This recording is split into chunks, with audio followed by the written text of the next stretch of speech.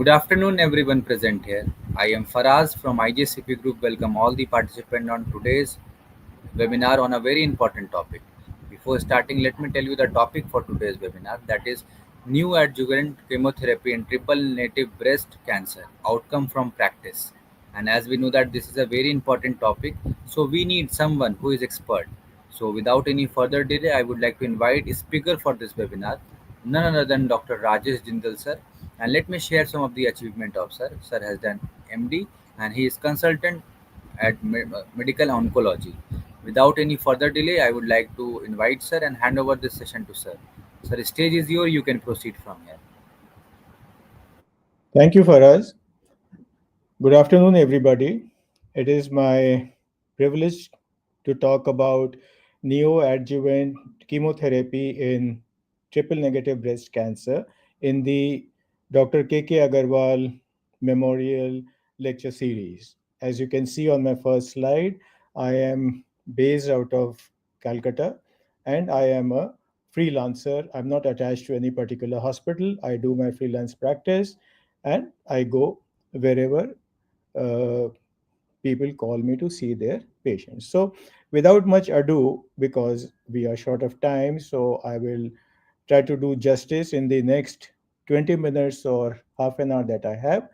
So, with the first slide, let me uh, let us go on to the first slide, which says about what do the NCCN guidelines say about the preoperative or neoadjuvant chemotherapy in cases of TNBC. Well, what it says is that any of the combinations which are used for adjuvant treatment can also be used in the neoadjuvant setting or in the preoperative setting.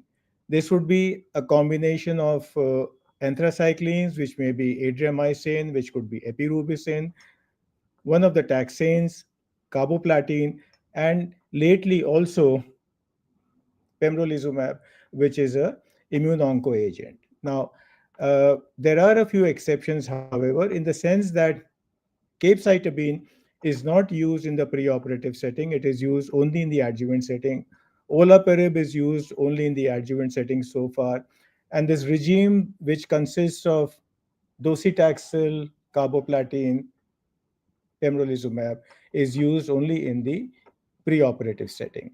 Well, to bolster my point, to go ahead about neoadjuvant chemotherapy in TNBC, I would like to quote three trials which I find are particularly important.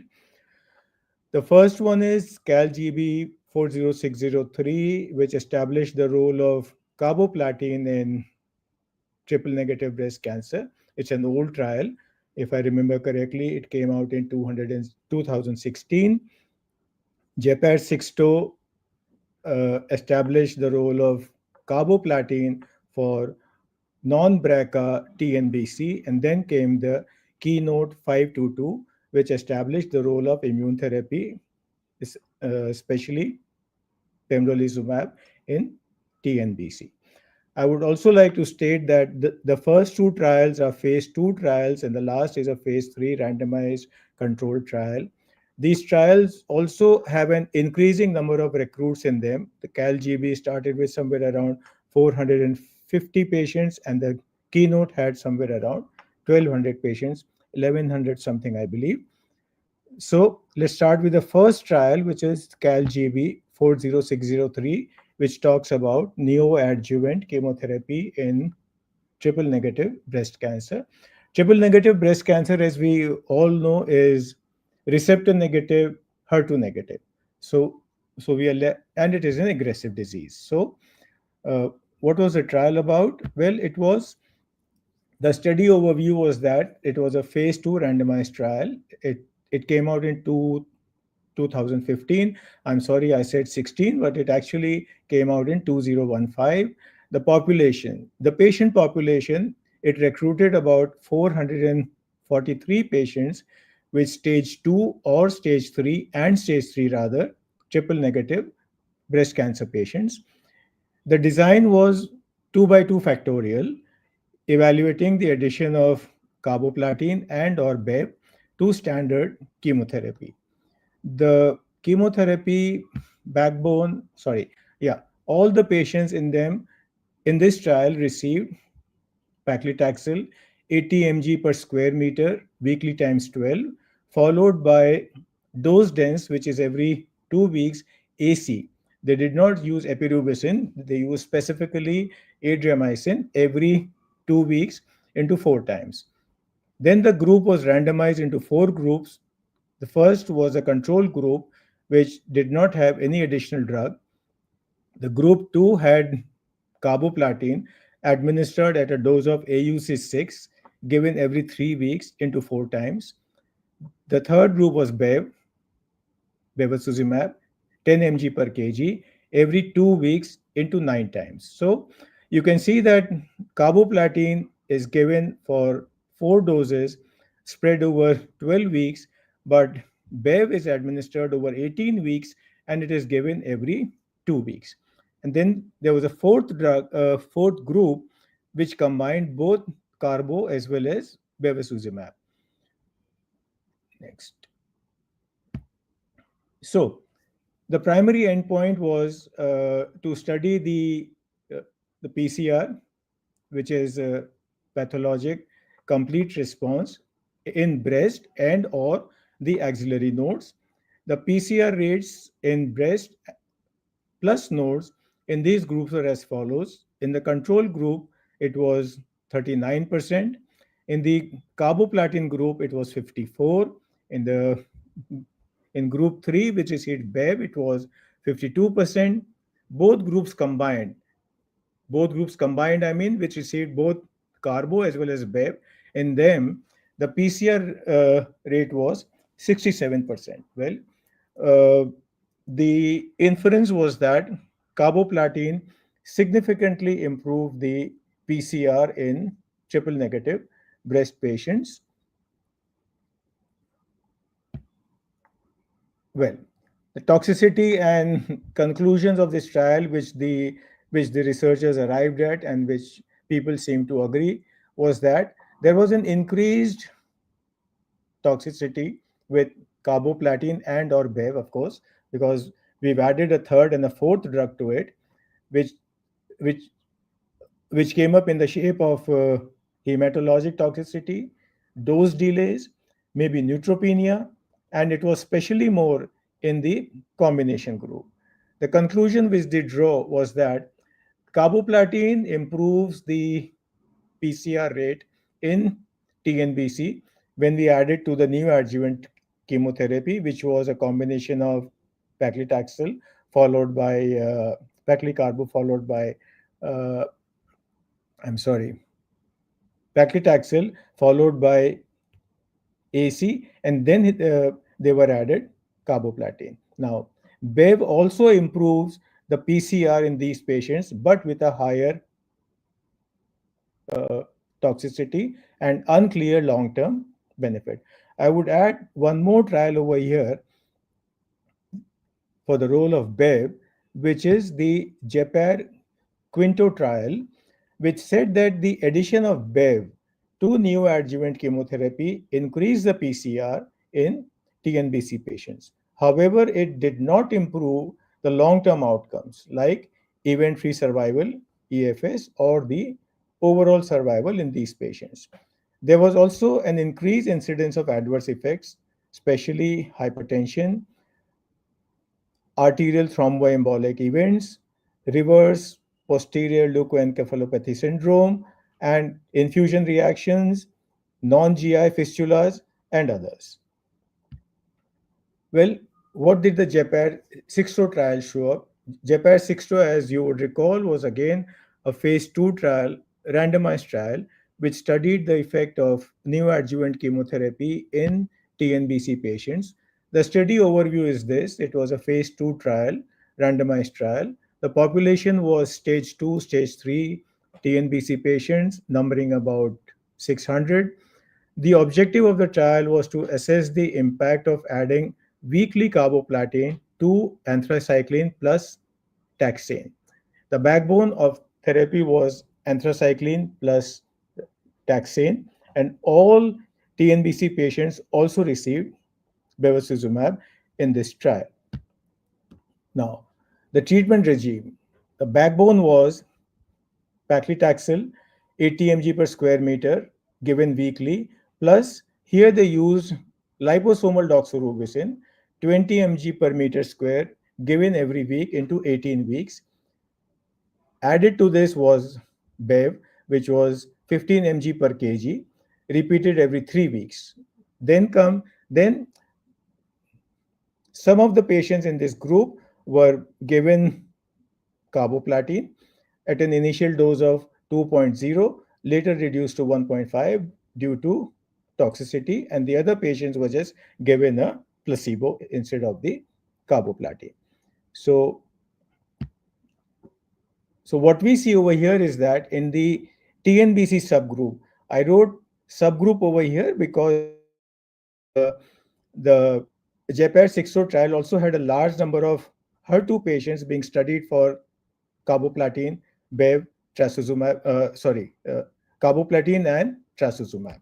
So in the TNBC subgroup, which was defined earlier, the response rates with carboplatin was 53.2% PCR. Without the carboplatin, it was just about 37%. So there's a huge difference in the PCR rates that we get to see with the addition of carboplatin in this group. Well, the analysis according to the BRCA subgroup was that because I had said in my second slide that JPAD6 also established the role of carboplatin in non-BRCA patients. So we saw that BRCA mutant patients, TNBC, they had a high PCR regardless of the carboplatin, which was about 66.7 with carboplatin. Without it was 65.4. So there is no appreciable difference between the PCR rates in the uh, BRCA mutant group. But for the non-BRCA TNBC, it improved the PCR substantially from 36.4 to 55%, almost a 19% jump, I would say. And it also improved the disease free survival in these patients, in the non BRCA TNBC patients.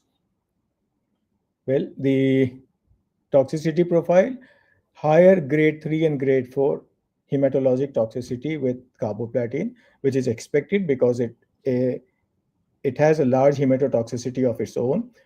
Neutropenia was especially prevalent, going up to 65 against 27 in the patients who received placebo instead of carboplatin.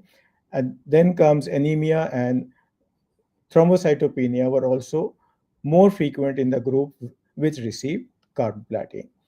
Discontinuation rates were high because in the carboplatin arm, because it came down to having four drugs in that group. So the carboplatin arm discontinuation rates were 48% versus 39 in the group in the arm which was not on carboplatin. So they had to adjust the dose of carboplatin from AUC 2 every week to 1.5 to improve the acceptability and the tolerability of the regime. The key takeaways from JAPAD 6 trial were that adding carboplatin improves the PCR in TNBC, especially in the non-BRCA patients, as we saw in the results. There is no added advantage in BRCA mutant TNBC if we add carboplatin to them. However, there is a significant increase in toxicity with the addition of carboplatin, and it helped establish the role of platinum in neoadjuvant TNBC and in the non-BRCA group of the TNBC patients. Well, then comes the keynote trial, which was keynote 522, which included neoadjuvant as well as the adjuvant settings pembrolizumab in early stage TNBC, along with the backbone of the prescribed chemotherapy, which was so this was a phase 3 randomized placebo controlled trial. The population was large, it was 1174 patients with stage 2, stage 3 TNBC patients. They were randomized 2 is to 1 to Pembro plus chemo versus placebo plus chemo.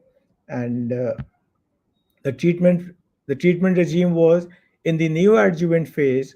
They used paclicarbo given every 3 weeks into 4 times, followed by AC, which is adriamycin cyclophosphamide oblique epirubicin cyclophosphamide, given every 3 weeks into 4 times. A slight change in the regime, if you've noticed from early regimes, where the therapy was weekly, here it is every 4 weeks. And EC and AC in the earlier trial, it used to be dose dense, which is every 2 weeks. Here, here, here it is only. I'm sorry. Here it is every 3 weeks, and they were one group was given the immune therapy, which is pembrolizumab, and the other group was given a placebo. In the adjuvant phase, after the surgery was done, after the new adjuvant phase, in the adjuvant phase, pembro or placebo given every 3 weeks into 9 cycles post surgery, which helps us to evaluate the event free survival subsequently. So, the efficacy outcomes measured here were PCR, pathological complete responses, and the event free survival. And it goes to show that the PCR rates with pembrolizumab were about 65% as against the 51% with placebo only. I'm sorry. I, the event free survival for the immune onco group was 84.5 versus 76.8 for the group which did not receive the immune onco agent, which was pembrolizumab in this trial. The median follow up over here was 39.1 months. The key takeaway from Keynote 522 is that the 5 year overall survival was about 86.6 in the group which received pembrolizumab versus roughly 82% in the group which received only placebo instead of the pembrolizumab. The subgroup benefit greatest was seen in where you had no residual cancer burden, where there was uh, where we got a complete PCR. Obviously, to show that if you get a complete response to the disease, the overall survival and the EFS would be correspondingly higher in those patients. Patients who had RCB2, residual cancer burden, moderate. If they had a moderate residual disease, they were still helped with the addition of pembrolizumab. The other group of patients which were helped by pembrolizumab, benefited by using pembrolizumab, were the group which showed PDL1 positive and in the node positive patients. So, this was about uh, what were the safety and the take home points in these patients, where the immune related adverse effects are quite manageable. There were no new safety signals in these groups. Pembro plus chemo improves the PCR, improves the EFS, improves the overall survival, and it is now the standard of care that pembrolizumab to a backbone of chemotherapy, which comprises of a taxane and which comprises of an anthracycline plus carboplatin, is the standard of care in high risk early stage TNBC, which is stage 2, stage 3. Now, a little bit about the emerging trends in TNBC. Well, emerging trends are the emerging drugs which may find a place in the neoadjuvant setting of TNBC. All these drugs are being tried, have been tried from right from the metastatic setting onwards. And as we all know, drugs would first be introduced in the palliative setting, in the metastatic setting, then they go on to adjuvant setting, and then they go on to the neoadjuvant setting. So we'll have a quick run through these drugs. Well, uh, future treatment strategies would be more about identifying the various TNBC subtypes and any actionable mutations in those tumors. There would be the PARP inhibitors right now being used in the adjuvant setting, olaparib, talazoparib, but the others under evaluation are rucaparib and niraparib. Then comes the immune checkpoint inhibitors. We've already talked about Pembro, atezolizumab, and other drugs. Atizo was incidentally used in the trial I am Passion 130, and I am Passion 130 also used the drug nab-paclitaxel instead of plain paclitaxel. Then come the antibody drug conjugates, sacituzumab govitecan, which is now currently being used in second line, trastuzumab deruxtecan. These are the ADCs, antibody drug conjugates, that deliver cytotoxic agents directly on the cancer cells, improving the efficacy and obviously reducing the systemic side effects. The second, still on emerging trends, well, PIK3, AKT, mTOR, pathway inhibitors, ipatasertib, BKM120, they're being evaluated. Angiogenesis inhibitors, we've already seen one wave, but could not promote it because of its unfavorable side effects in the general population. There may, however, be a niche subgroup where it can still be used. Epigenetic modulators, DNMT inhibitors, HDAC, cell cycle inhibitors, CDK4/6, other pathways. And then what is interesting is radiation. There are studies in which small doses of radiation are being used in combination with the systemic treatment. So currently being used in the metastatic setting, still under trial, still under evaluation. Uh, if it is promising, then it can go into adjuvant setting, it can go into neoadjuvant settings, and so on and so forth. So I think this is where I would end my presentation. Thank you very much. I would like to thank Faraz also, that he could walk me through the slides. We actually started 15 minutes earlier so that I could be familiar with the platform, and my son, who organized this platform for me, because it was the first one. It was the first time I'm using this platform. Thank you, Faraz, and thank you, everybody. Thank you so much, sir, for taking out your important time and sharing your important knowledge on this topic, sir. I definitely think this session knowledge is going to help all the participants on their practice too. Sir, we have received some questions, sir. With all your permission, shall we take these Yes, questions please one by do. one? Please do. Yeah. First question is, what factors guide your decision to use new adjuvant chemotherapy, that is NACT, in a triple negative breast cancer TNPC patients? Could you please share some point on that? Yes. It is triple negative breast cancer, as it is difficult to treat disease. And where do we use it? I mean, if you're asking me for the indication, then of course, in any kind of stage 2 or stage 3 disease is the indication to use it. What I believe you would also, I think you would also want to ask is that which drug is used where, right? How do I give a blanket regime for everybody? No, it is not a blanket regime for everybody. It is just that people who, you need to adjust the regime to the patient. Like, if a patient comes with a cardiac issue, obviously then I can't use anthracyclines on her. But then if the cardiac issues is borderline, maybe liposomal doxorubicin, fine.